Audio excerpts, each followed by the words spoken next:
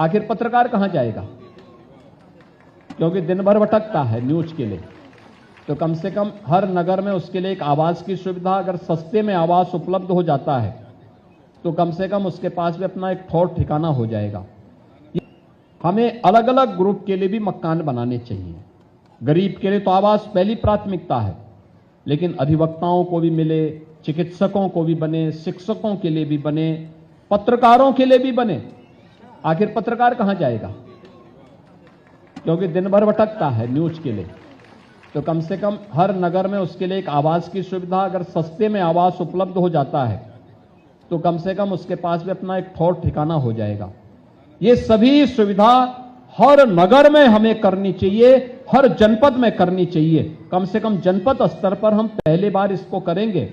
Message अलग होगा, mafia से मुक्त कराई भूमि पर गरीब का मकान बन रहा है, पत्रकार का मकान बन रहा है, अधिवक्ता का मकान बन रहा है, शिक्षक का मकान बन रहा है, चिकित्सक का मकान बन रहा है। उसका अपना मजा होगा, एक मैसेज भी होगा पूरे प्रदेश के अंदर, पूरे देश के अंदर, और आवश्यकता पड़ती है तो माफिया की प्रॉपर्टी को ही जब्त करके उसी को इस रूप में आगे बढ़ाने की भी आवश्यकता की दिशा में हमें आगे बढ़ जाना चाहिए। क्योंकि जिन्होंने शोषण किया है उस शोषण को ब्याज सहित अब वापस करने का ये समय आ गया है, और मुझे पूरा विश्वास है कि हम लोग इसके माध्यम से प्रदेश को और मजबूती के साथ आगे बढ़ाने में हमें मदद मिलेगी।